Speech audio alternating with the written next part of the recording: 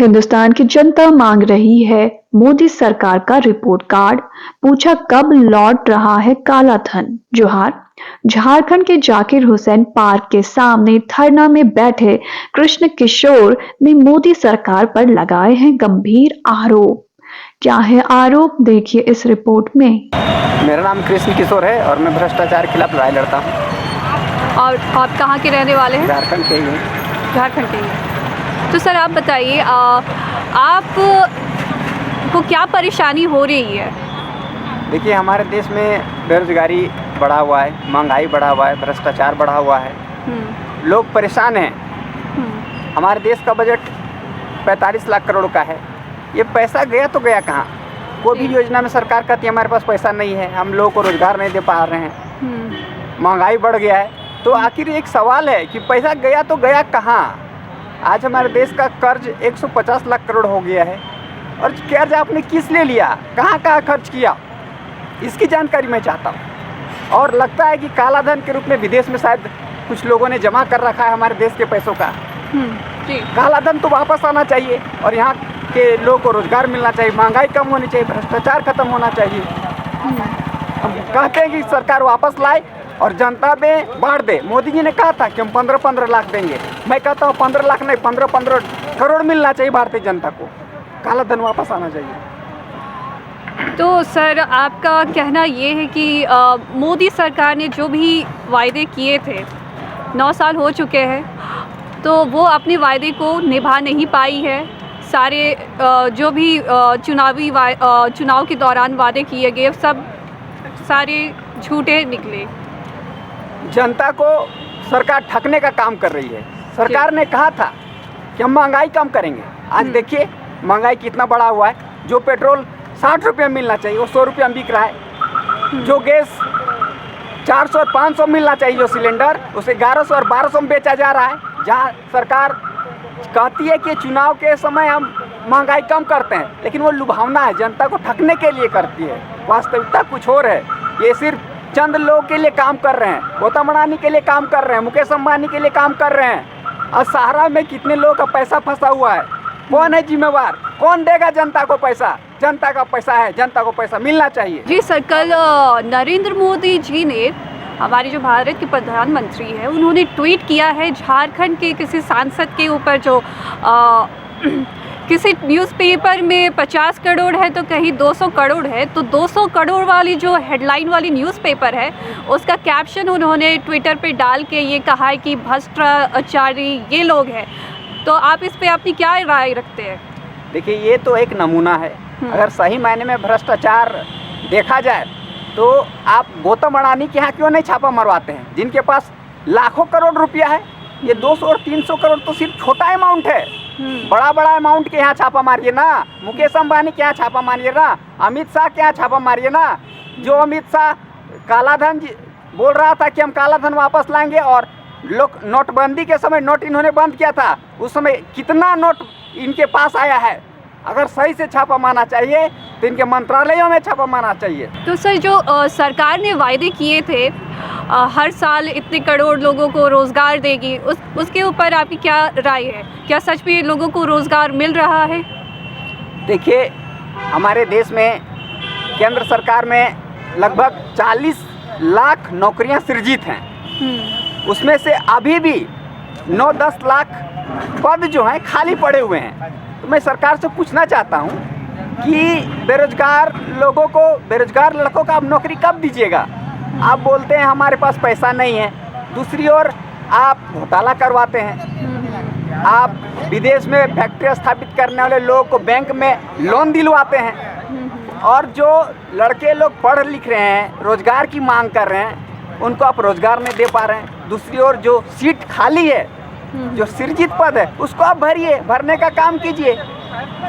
Sir आप क्या कहना चाहेंगे, ये जो स्कूल और सरकारी स्कूल और यूनिवर्सिटीज़ का जो हाल बेहाल होता जा रहा है, ना उसमें मरम्मत होती है ना ही उसका देख रेख होता है, मतलब कहीं ना कहीं सरकार क्या ये सब जानबूझ के प्राइवेटाइजेशन करने के लिए तो कुछ ऐसा नहीं? देखिए, सरकार और भ्रष्ट तंत्र का एक साठगांठ है। ये लोग मिले हुए हैं। ये लोग चाहते हैं कि जो सरकारी सिस्टम है इसको कोलैप्स कर दिया जाए और प्राइवेटाइजेशन किया जाए ताकि बड़े लोग को फायदा होगा। आप देखिएगा, कोई भी मंत्री का बेटा हो या बड़े बिजनेस का बेटा हो, वो क्या इंडिया में पढ़ता है? अगर पीएचडी करना रहे तो विदेश भेजा जाता है, वकील बनना हो तो विदेश में पढ़ाया जाता है। क्यों भाई? यहाँ के जनता के लिए जो स्कूल आप खोले हैं, जो यूनिवर्सिटी खोले हैं, उसमें पर्याप्त सुविधा क्यों नहीं है? कौन है जिम्मेवार? पर्याप्त सुविधा उपलब्ध कराइए, यहाँ के लोगों को पढ़वाइए। अपने बाल बच्चे को तो पैसा के कारण विदेश में पढ़ा देते हैं, यहाँ का बच्चा कहाँ पढ़ेगा, कहाँ जाएगा? हाँ, सरकारी पद में जो लोग हैं वो उनके बच्चे सरकारी स्कूल में नहीं जाते हैं, वो लोग कहीं ना कहीं प्राइवेट ही स्कूल से पढ़ते हैं। तो सरकार ऐसा क्यों अपना रवैया बना के रखी? वो चाहती क्यों है कि गरीब हमेशा गरीब रहे और कभी आगे ना बढ़े? देखिए, सरकार का इच्छा शक्ति नहीं है कि गरीबों को आगे बढ़ाएं। सरकार चाहती है कि सिर्फ थोड़ा बहुत पढ़ा लिखा दें ताकि गौतम अडानी का, मुकेश अंबानी का और अन्य लोगों का पेट्रोल बेच दे सके, उनका सिम बेच दे सके, उनका छोटा मोटा धंधा चला दे सके। इतना ही तक ये लोग पढ़ाना चाहते हैं। आप देखेंगे कि पहले जियो का लत लगाया गया, हाँ जी बिल्कुल, फ्री में। उसके बाद आप देखिए इतना महंगा रिचार्ज कर दिया गया। क्या ये जायज़ है? आपने सुना है कहीं 28 दिन का माह होता है? ये लूट का तंत्र है। मोदी जी कहाँ सोए हुए हैं? ये सब क्यों नहीं रुकता? रुकना चाहिए कि नहीं? क्यों मोदी जी गौतम अडानी और मुकेश अंबानी को बड़ा बनाने पर तुले हैं? भारतीय जनता को क्यों मजाक का घर बना के रखा गया है? सर, मोदी सरकार कहती है कि हम सबको मुफ्त में राशन देते हैं, तो क्या इसके पहले की जो सरकार थी वो राशन नहीं देती थी? देखिए, मुफ्त का राशन मोदी सरकार का नहीं है। ये जब से हमारे देश में ये सिस्टम लागू है तब से मिल रहा है, और ये किसानों का मेहनत है, मोदी जी का मेहनत नहीं है। किसान अगर खेत में खेती करता है तो राशन लोगों को मिल रहा है। ये मोदी जी श्रेय लेना चाह रहे हैं, जो बिल्कुल गलत है। सरकार जो नए नए प्रोजेक्ट्स लेके आती है, चाहे वो पुल का मुद्दा हो, झारखंड में भी कई पुल ध्वस्त हो चुके हैं, या फिर सड़क का मुद्दा हो, तो उसकी ज़मीनी हकीकत क्या है? क्या आप इससे क्षतिग्रस्त हुए हैं? देखिए, सरकार प्रत्येक साल नई नई सड़क बनाती है, पुल पुलिया बनाती है जी, और उनका टेंडर जो है ऐसे लोगों को दिया जाता है जो सरकार के करीबी आदमी हैं। अच्छा। जो सड़क 200 करोड़ में बनना चाहिए वो सड़क का ओवर एस्टिमेट करके 2000 का करवाते हैं, यानी कि सीधा सीधी घोटाला कराते हैं। जो पुल 500 करोड़ में बनना चाहिए उस पुल के लिए 3000 करोड़ अलाउट किया जाता है। दूसरी ओर पुल का क्वालिटी भी निम्न स्तर का होता है। सड़क का क्वालिटी भी देख लीजिए, बारिश में पानी में बह जाता है। नेशनल हाईवे, गडकरी जी बोलते हैं कि हम भ्रष्ट मुक्त पूरा नेशनल हाईवे प्रदान किए हैं देश को।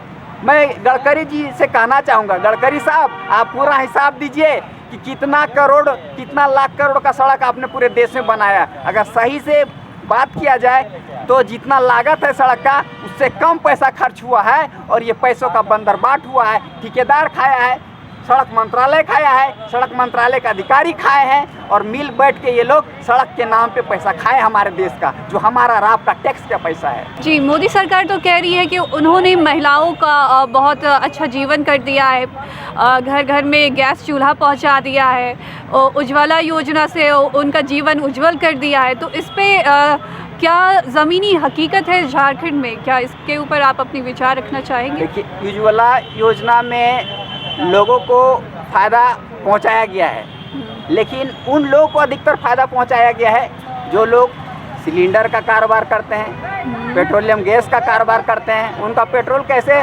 सिलेंडर कैसे बिकेगा, उनका गैस कैसे बिकेगा, इसको ध्यान में रख के उन्होंने उज्ज्वला योजना लाया है।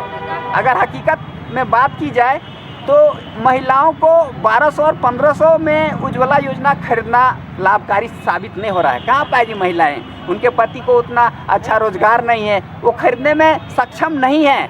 और एक बार मिला, आप जाकर देखिएगा वास्तविक स्थिति, धरा पड़ा है, रखा एक कोने में उन्होंने फेंक दिया और बोलते हैं कि हम लोग उज्ज्वला योजना में चला पाने में सक्षम नहीं है। महंगाई इतना बढ़ा दिया है गैस का। और सर, ये जो बेटी बचाओ बेटी पढ़ाओ का जो नारा लगाती है चुनावी रैली में, जब जब चुनाव आते हैं तो, मगर अभी देखा ये जा रहा है कि 2-3 सालों में सबसे ज़्यादा ड्रॉप आउट करने वाली हमारी बच्चियां ही हैं। इसके विषय में आप कुछ? देखिए, मोदी सरकार नारा लगाई है बेटी पढ़ाओ बेटी बचाओ, लेकिन जस्ट इसका उल्टा हो रहा है। अगर बेटी को पढ़ाना है तो बढ़िया बढ़िया स्कूल क्यों नहीं खुल रहा है? स्कूल में शिक्षक क्यों नहीं है? बढ़िया बढ़िया यूनिवर्सिटी में टीचर का अभाव क्यों है? जहाँ लड़कियाँ पढ़ती हैं, जहाँ छात्राओं का संख्या ज़्यादा है, वहाँ सुरक्षा का कोई सुविधा नहीं है। सरकार सिर्फ नारा लगाती है, वास्तविकता में कुछ और है। आज देखिएगा, उनका एक प्रिय सांसद है, पहलवानी करते हैं, उन पर बहुत सारा आरोप लगा। जी जी। क्या उनको सस्पेंड किया गया लोकसभा में? क्या उनको जेल भेजा गया? अगर कोई साधारण बंदा रहता तो उसे पकड़ के जेल में डाल देते। ये है मोदी का बेटी बचाओ और बेटी पढ़ाओ अभियान। बढ़ती महंगाई और घटते रोजगार के अवसर को देख आम लोगों का सब्र का बांध गया टूट। क्या आप भी कृष्ण किशोर की बातों से हैं सहमत? कमेंट बॉक्स में अपनी राय जरूर दें और मेरे चैनल को सब्सक्राइब कर पीड़ित नागरिकों से जुड़े। इसी के साथ camera person reporter Ehtesham Praveen, धन्यवाद।